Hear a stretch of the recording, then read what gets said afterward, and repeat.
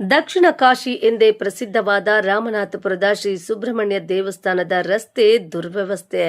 ಅರಕಲಗೂಡು ರಾಮನಾಥಪುರ ಇಲ್ಲಿಯ ಶ್ರೀ ಸುಬ್ರಹ್ಮಣ್ಯ ಸ್ವಾಮಿ ದೇವಸ್ಥಾನ ಮತ್ತೆ ಶ್ರೀ ರಾಮೇಶ್ವರ ದೇವಸ್ಥಾನ ಅಗಸ್ತ್ಯರ ಹಲವು ದೇವರುಗಳ ತವರೂರು ಎಂದೇ ಪ್ರಸಿದ್ಧವಾಗಿದೆ. ಇಲ್ಲಿಯ ಪ್ರಮುಖ ರಸ್ತೆಯಾದ ಸುಬ್ರಹ್ಮಣ್ಯ ಮತ್ತೆ ರಾಮೇಶ್ವರ ದೇವಸ್ಥಾನಕ್ಕೆ ಭಕ್ತರು ಹೋಗುವ ಪ್ರಮುಖ ದಾರಿಯಾಗಿದ್ದು, ಇಲ್ಲಿ ಹೊಸದಾಗಿ ನಿರ್ಮಾಣವಾದ ಕಾವೇರಿ ನದಿಗೆ ಅಡ್ಡಲಾಗಿ ನಿರ್ಮಿಸಲಾಗಿದೆ.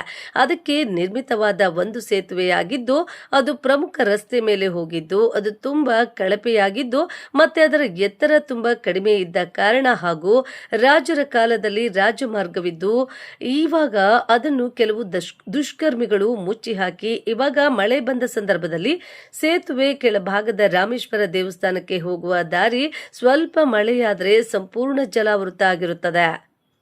ವರದಿ ಮಂಜೇಗೌಡ ಗಂಗೂರು, ಅರಕಲಗೂಡು. ಕ್ಷಣ ಕ್ಷಣ ಸುದ್ದಿಗಾಗಿ ವೀಕ್ಷಿಸಿ ನಮ್ಮ ರಾಷ್ಟ್ರಧ್ವನಿ ನ್ಯೂಸ್ ಕನ್ನಡ.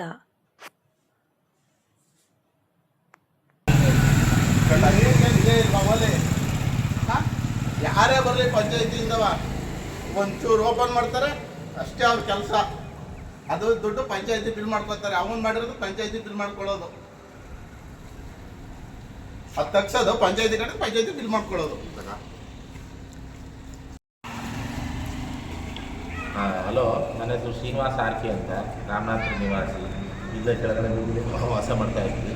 ನೋಡಿ, ಇದು ಈಗ ಇತ್ತೀಚೆಗೆ ತಾನೇ ಹೊಸದಾಗಿ ನಿರ್ಮಾಣ ಮಾಡಿರೋದು ಸೇತುವೆ. ಇದು ಇನ್ನೂ ಓಪನ್ ಕೂಡ ಆಗಿಲ್ಲ, ಇನ್ನೂ ಅರ್ಧಂಬರ್ಧ ಆಗೋಗಿದೆ. ಈಗ ನೋಡಿ, ರಾತ್ರಿ ಕೇವಲ ಅರ್ಧ ಗಂಟೆ ಮಳೆ ಹೋಗಿರೋದು. ಬೇಸಿಗೆ ಕಾಲದ ಮಳೆ ಎಷ್ಟು ನೀರು ನಿಂತಿದೆ, ಮಂಡಿ ಊಟ ನೀರು ನಿಂತಿದೆ. ಇದು ಇಷ್ಟೇ ಎಷ್ಟು ಬಂದಿದೆ. ಇದು ಈ ಕಡೆ ಬಲಗಡೆ ಹೋದರೆ ಸುಬ್ರಹ್ಮಣ್ಯ ಸ್ವಾಮಿ ದೇವಸ್ಥಾನ. ಇದು ಬಲಗಡೆ ಹೋದರೆ ಸುಬ್ರಹ್ಮಣ್ಯ ಸ್ವಾಮಿ ದೇವಸ್ಥಾನಕ್ಕೆ ಹೋಗೋದು. ಇದು ಕೆಳಗಡೆ ಹೋದರೆ ರಾಮೇಶ್ವರ ದೇವಸ್ಥಾನ. ಇಲ್ಲಿ ಸುಮಾರು ದೇವಸ್ಥಾನಗಳಿಗೆಲ್ಲ ನಮ್ಮ ಮೇಯ್ನ್ ಸಂಪರ್ಕ ಸೇರ್ತೇನೆ. ಇದು ಸಂಪರ್ಕ ರಸ್ತೆ. ಇದು ಇಂಥ ರಸ್ತೆ ಈಗಲೇ ಹಿಂಗಾದಾಗ, ಇನ್ನು ಜಾತ್ರೆ ಬಂದಾಗ ಮಳೆಗಾಲದಲ್ಲಿ ಇದು ಎಷ್ಟು ನೀರು ನಿಲ್ಬೋದು ನೋಡಿ.